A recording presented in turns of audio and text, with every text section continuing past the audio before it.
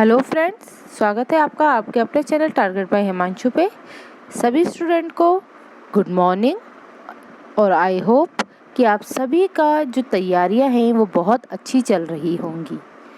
और आप सभी से रिक्वेस्ट है कि सभी हमारी चैनल पे होने वाली सभी क्लासेस में आइए। ये सारी ही क्लासेस आपके सभी एग्ज़ाम्स के लिए इम्पॉर्टेंट हैं। ये चीज़ मैं आपको बार बार बता रही हूँ कि आजकल जो भी एग्ज़ाम होते हैं उनका लेवल जो है वो लगभग सेम होता है। बीएड का एंट्रेंस एग्ज़ाम हो, आपका कोई टेट एग्ज़ाम हो, डीएलएड का एग्ज़ाम हो, इन सभी में आपकी हिंदी भी पूछी जाती है, साइंस भी पूछी जाती है, आपका ईवीएस वाला पोर्शन भी होता है, हिस्ट्री भी होती है, ज्योग्राफी भी होती है, आपकी सिविक्स भी होती है ना, संस्कृत होती है, मैथ्स होती है, ठीक है। और रही बात करंट अफेयर्स की, तो करंट अफेयर्स तो आजकल के सभी एग्ज़ाम का फेवरेट टॉपिक हो गया है, क्योंकि ज़रूरी है कि अगर आप किसी एग्ज़ाम में तैयारी कर रहे हैं, एग्ज़ाम के लिए तैयारी कर रहे हैं, तो एटलीस्ट आपको आपके देश दुनिया में क्या कुछ हो रहा है इनके बारे में जानकारी होना चाहिए। तो फ्रेंड्स, आप ये मत सोचिए कि करंट अफेयर्स किसी कॉम्पिटिटिव एग्ज़ाम के लिए ही ज़रूरी है। नहीं, आपके बीएड के एंट्रेंस एग्ज़ाम में मेंशन है कि आपके करंट अफेयर्स से भी क्वेश्चंस आएंगे। और अगर आप चाहते हैं कि आपको आपका मनपसंद कॉलेज, गवर्नमेंट कॉलेज मिले, आपका मनपसंद कॉलेज मिले, मनपसंद जगह पे मिले, तो उसके लिए आपको बहुत अच्छे से तैयारी करनी पड़ेगी। आपको सभी आपके जो भी टॉपिक्स हैं उन पे आपकी जो कमांड है वो बहुत अच्छी होनी चाहिए, तभी आप अच्छे से अच्छे मार्क्स लाकर अपना फेवरेट कॉलेज जो है वो गेन कर पाएंगे। तो फ्रेंड्स, चलते हैं, आज की वीडियो को स्टार्ट करते हैं। पर उससे पहले मैं आपसे कहना चाहूँगी कि अभी तक अगर आपने चैनल को सब्सक्राइब नहीं किया है तो प्लीज़ चैनल को सब्सक्राइब कर लीजिए, नोटिफिकेशंस को ऑन कर लीजिए, ताकि आपको सभी क्लासेस के नोटिफिकेशन मिलते रहें। इसके साथ साथ आप हमारे Telegram group target by Himanshu को भी ज्वाइन कीजिए, जिससे आपको क्लासेस की जो पीडीएफ है वो आपको टेलीग्राम चैनल पर ही मिलेगी। और इसके साथ साथ जो भी क्लास आने वाली होती है उसकी लिंक भी जो है वो हम अपने टेलीग्राम चैनल पर शेयर कर देते हैं। तो फ्रेंड्स, जल्दी से जल्दी, ज़्यादा से ज़्यादा जो है आप चैनल को सब्सक्राइब कर लीजिए, अपने फ्रेंड्स को शेयर कीजिए हमारी क्लासेस, ताकि और भी लोग हमारे चैनल से जुड़ सकें। तो चलिए आज की क्लास को स्टार्ट करते हैं। जैसा कि आप सभी को पता है, हम 10 मोस्ट इम्पॉर्टेंट क्वेश्चन करेंगे हमारे करंट अफेयर से रिलेटेड। तो चलिए आज के पहले क्वेश्चन की तरफ बढ़ते हैं। फर्स्ट क्वेश्चन है आपका, हाल ही में विश्व क्षय रोग दिवस कब मनाया गया? आपको बताना है कि अभी कुछ दिनों पहले जो विश्व क्षय रोग दिवस है वो कब मनाया गया था। आप सभी जानते हैं क्षय रोग है वो किसे कहते हैं? टीबी को जो है वो क्षय रोग कहा जाता है। तो इसका आपका सही उत्तर हो जाएगा, वो हो जाएगा आपका 24 मार्च। 24 मार्च के दिन विश्व क्षय रोग दिवस मनाया जाता है। माइकोबैक्टीरियम ट्यूबरक्लोसिस जीवाणु के कारण ये रोग होता है, ठीक है। क्षय रोग जो है वो माइकोबैक्टीरियम ट्यूबरक्लोसिस नामक जीवाणु के द्वारा होने वाला यह एक संक्रामक रोग है। और विश्व क्षय रोग दिवस मनाने का कारण क्या है?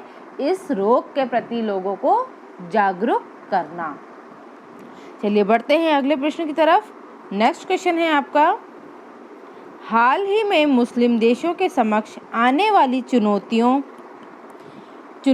पर चर्चा करने के लिए इस्लामी संगठन की बैठक कहाँ हुई? आपको बताना है कि हाल ही में मुस्लिम देशों के समक्ष आने वाली चुनौतियों पर चर्चा करने के लिए जो इस्लामिक सहयोग संगठन है उसकी बैठक किस देश में हुई थी? आपके ऑप्शन है अफगानिस्तान, तुर्कमेनिस्तान, पाकिस्तान या फिर इनमें से कोई नहीं। तो बताइए इसका सही उत्तर क्या रहेगा? इस क्वेश्चन का सही उत्तर हो जाएगा आपका ऑप्शन सी, पाकिस्तान, ठीक है। और ये जो इस्लामिक सहयोग संगठन है इसका जो मुख्यालय है वो है आपका जेदाह में, जेदाह जो कि सऊदी अरेबिया में स्थित है। चलिए बढ़ते हैं अगले प्रश्न की तरफ। नेक्स्ट क्वेश्चन है आपका,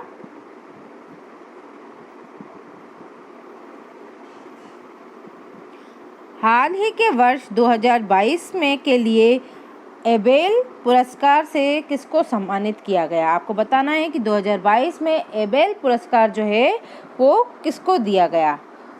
ऑप्शन है आपके फ्रांसिस केरे, डेनिस पार्नेल, मोहम्मद रजा मासूमी या फिर इनमें से कोई नहीं। तो बताइए इसका सही उत्तर क्या रहेगा। इस क्वेश्चन का आपका सही उत्तर हो जाएगा डेनिस पार्नेल। ठीक है ना। जो एबेल पुरस्कार है वो गणित के क्षेत्र में कुछ विशिष्ट कार्य करने पर दिया जाता है। जो डेनिस पार्नेल, इनका पूरा नाम डेनिस पार्नेल सुलिवम है। ये अमेरिका के एक गणितज्ञ हैं और इस पुरस्कार के तहत जो राशि दी जाती है वो 7 मिलियन NOK है ना। NOK ये नॉर्वे की जो करेंसी है वो दी जाती है और ये पुरस्कार भी नॉर्वे के राजा के द्वारा दिया जाता है। और ये पुरस्कार जो है वो टोपोलॉजी मतलब ज्यामिति और बीजीय गणित जो होती है उसमें कुछ गतिशील पहलुओं को के योगदान के लिए दिया जाता है। ठीक है, तो आपको ये सब चीज़ें इसकी ध्यान रखनी पड़ेगी कि ये पुरस्कार किस क्षेत्र में दिया जाता है और क्या इसकी धनराशि रहती है। बढ़ते हैं अगले प्रश्न की तरफ। हाल ही में नाइट फ्रैंक द्वारा जारी global Holmes price index Q4 2021 में शीर्ष पर कौन रहा। बताइए इसका सही उत्तर क्या रहेगा। ऑप्शन है आपके ऑस्ट्रेलिया, न्यूजीलैंड या फिर टर्की। तो बताइए इसका सही उत्तर क्या है। तो इस क्वेश्चन का आपका सही उत्तर हो जाएगा, वो हो जाएगा ऑप्शन सी तुर्की। ठीक है, देखिए ये जो ग्लोबल हाउस प्राइस इंडेक्स होता है ये क्या होता है, ये आधिकारिक आंकड़ों का उपयोग करके है ना, जो भी आधिकारिक आंकड़े होते हैं उनका यूज़ करके दुनिया भर में लगभग 56 देशों और क्षेत्रों में मुख्य धारा के आवासीय कीमतों में जो हलचल को ट्रैक करता है। ठीक है, ये क्या करता है कि जो लगभग 56 देशों और क्षेत्रों में जो मुख्य धारा के आवासीय जो क्षेत्र होते हैं उनकी कीमतों को ट्रैक करता है।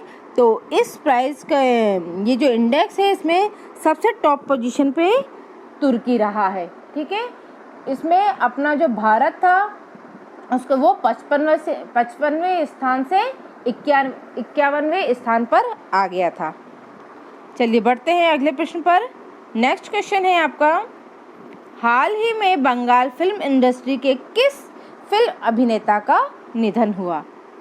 बताइए, आपके ऑप्शन है रोमन घोष, अभिषेक चैटर्जी, सुजेंद्र अरविंदो या फिर इनमें से कोई नहीं। तो आपका सही आंसर है अभिषेक चैटर्जी। ये 58 वर्ष की उम्र में हार्ट अटैक के कारण इनका देहांत हो गया। चलिए बढ़ते हैं अगले प्रश्न की तरफ। अगला प्रश्न है आपका, हाल ही में विक्टोरिया मेमोरियल हॉल में बिप्लोबी गैलरी का उद्घाटन किसने किया। आपके ऑप्शन से प्रधानमंत्री नरेंद्र मोदी जी ने, राष्ट्रपति रामनाथ कोविंद ने या फिर उपराष्ट्रपति वेंकैया नायडू ने या फिर इनमें से कोई नहीं। तो बताइए इसका सही उत्तर क्या रहेगा। इसका सही उत्तर है हमारे प्रधानमंत्री श्री नरेंद्र मोदी जी ने इस बिप्लोबी गैलरी का उद्घाटन किया है। बिप्लोबी जो गैलरी है ये पश्चिम बंगाल की जो सांस्कृतिक और साहित्यिक धरोहर को इंकित करने वाली जो पुरानी जो एंटीक चीज़ें हैं उनको सहेजने के लिए बनाई गई है। बढ़ते हैं अगले प्रश्न की तरफ। नेक्स्ट क्वेश्चन है आपका, हाल ही में भारत के किस नेशनल पार्क में अफ्रीका की बामो तकनीक का प्रयोग हुआ है। बताइए इसका उत्तर क्या है। आपके ऑप्शन है गिर national park, Kaziranga national park, Keoladeo national park या फिर इनमें से कोई नहीं। तो आपका उत्तर हो जाएगा केवलादेव नेशनल पार्क। अब देखिए ये क्वेश्चन है, अगर आप सोचें कि अरे करंट अफेयर्स की क्लास है ये हमारे किस काम की, पर ये जो क्वेश्चन इसमें आया है क्या ये EVS में नहीं बनता। ये क्वेश्चन बनता है। विश्व क्षय दिवस वाला जो क्वेश्चन है वो भी EVS में बनता है। तो आप इन चीज़ों को नकार नहीं सकते हैं कि ये जो है ये हमारे एग्ज़ाम में नहीं आएंगे। आजकल ईवीएस का जो क्षेत्र है, ईवीएस का जो दायरा बना दिया गया है वो इतना व्यापक है, क्योंकि ईवीएस में आपका साइंस आता है, हिस्ट्री आता है, ज्योग्राफी आता है, सिविक्स आता है, संविधान से संबंधित सारी जानकारियाँ आती हैं, और यहाँ तक कि करंट अफेयर भी ईवीएस का एक बहुत अच्छा पार्ट है। तो आपको ये कतई नहीं समझना है कि करंट अफेयर हमारे एग्ज़ाम में नहीं आएगा। करंट अफेयर एक ऐसी चीज़ है जो आपको हर एग्ज़ाम में मिलेगा। ठीक है, आपको इसके बारे में मैं बता दूं कुछ, कि जो बामो तकनीक है इसका प्रयोग जो है वो चीतल और चित्तीदार हिरणों को पकड़ने के लिए और उनको मुकिंद्रा हिल्स टाइगर रिजर्व में पहुंचाने के लिए किया गया है। इसमें बांस से बने हुए एक जालीदार बाड़ जैसी संरचना होती है, जिससे कि धकेलते हुए चीतलों को और चित्तीदार हिरणों को बाड़े तक पहुंचाया जाता है। बढ़ते हैं अगले प्रश्न की तरफ। हाल ही में नागरिक उड्डयन मंत्रालय और FICCI, जिसको कि फिक्की भी कहा जाता है, द्वारा किस शहर में विंग्स इंडिया आयोजन 2022 का आयोजन किया गया? आपके ऑप्शन हैं दिल्ली, हैदराबाद, कोलकाता या फिर इनमें से कोई नहीं। तो बताइए इसका सही उत्तर क्या रहेगा? इस क्वेश्चन का आपका सही उत्तर हो जाएगा हैदराबाद। नागरिक उड्डयन मंत्रालय और फिक्की मतलब FICCI संयुक्त रूप से विंग्स इंडिया 2022 का जो है वो आयोजन करते हैं। हमारे भारत के जो उड्डयन मंत्री हैं वो कौन है? ज्योतिरादित्य सिंधिया जी हैं।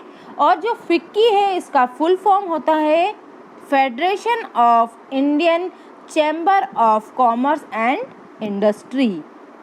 ठीक है, बढ़ते हैं अगले प्रश्न की तरफ।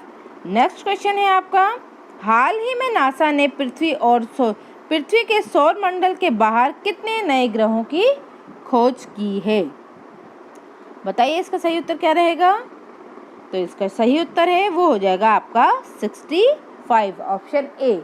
नासा ने जो है वो हमारे पृथ्वी के सौर मंडल के बाहर भी एक अन्य सौर मंडल की खोज की है, जिसमें लगभग 65 जो है वो ग्रह है, जिनमें से कई ग्रह जो है वो एक साथ किसी एक ही तारे की परिक्रमा कर रहे हैं, और भी बहुत सारी उनमें संरचनाएं उपस्थित है। बढ़ते हैं अगले प्रश्न की तरफ। अगला और लास्ट प्रश्न है आपका आज की क्लास का। हाल ही में DRDO है ना, DRDO ने कहाँ सतह से सतह पर मारने वाली ब्रह्मोस सुपरसोनिक क्रूज मिसाइल का परीक्षण किया? आपके ऑप्शंस हैं ओडिशा, अंडमान निकोबार, आंध्र प्रदेश या फिर इनमें से कोई नहीं। तो आपका सही उत्तर हो जाएगा ऑप्शन बी, अंडमान निकोबार। आपको पता है कि DRDO क्या है? DRDO जो है वो हमारे देश की एक सुरक्षा समिति है, जो कि सुरक्षात्मक कार्य है ना, जैसे कि हमारे BSF वगैरह हुई है ना यहाँ, तो जो भी नए नए जो हथियार बनते हैं उनके परीक्षण का कार्य करती है। इसका फुल फॉर्म है डिफेंस रिसर्च डेवलपमेंट ऑर्गेनाइजेशन। ठीक है, तो फ्रेंड्स आज की क्लास में इतना ही।